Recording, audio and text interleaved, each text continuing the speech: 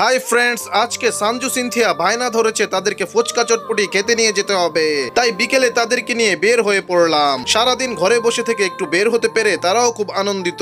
বিকেল বেলা গ্রামের পরিবেশটাও খুব দারুণ লাগছে, তাই আমরা গ্রামের রাস্তা ধরে হাঁটছি, বেশ ভালোই লাগছে। তারপরে আমরা একটি অটো গাড়িতে উঠে পড়লাম আমাদের গন্তব্য পাঁচকিত্তা পুরান বাজারের দিকে। সেখানে একটা ফুচকা চটপটির দোকান রয়েছে, সেখানে আগে কখনো আমরা যাইনি, আজকে আমরা প্রথম যাচ্ছি। অটো গাড়িতে উঠে সানজিদা ও সিনথিয়া খুবই এক্সাইটেড, তারাও খুব এনজয় করছে। আর গ্রামের রাস্তাগুলো দেখুন কত চমৎকার লাগছে। চারপাশের গ্রামীণ পরিবেশ আর ঠান্ডা হাওয়া শরীর শীতল করে দিচ্ছে।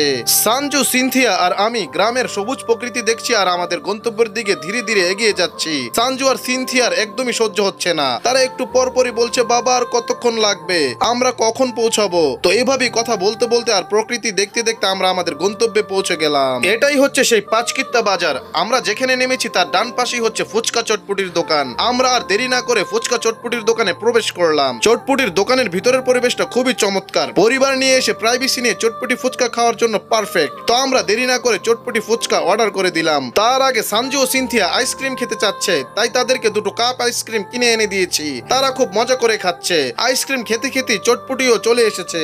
চটপটিটা খুবই মজার ছিল, দু বোনের খুবই মজা লেগেছে। এরপরে ফুচকাটাও চলে এসেছে। ফুচকাটাও দারুণ ছিল, খুবই মজা করে তারা খেয়ে দিয়ে কিছু আইসক্রিম কিনে এবার বাজারে চলে এসেছি একটি তরমুজ ও কিছু ফল ফ্রুট কেনার জন্য। এগুলো কিনে আমরা আবার অটো গাড়িতে উঠে মনোরম গ্রামীণ পরিবেশ দেখতে দেখতে বাড়িতে চলে এলাম। আর এরই মধ্যে সিনথিয়াও ঘুমিয়ে পড়েছে। তো ভিডিওটি আজ এ পর্যন্তই। ভালো লাগলে লাইক ও চ্যানেলটি সাবস্ক্রাইব করে দিবেন। আল্লাহ হাফেজ।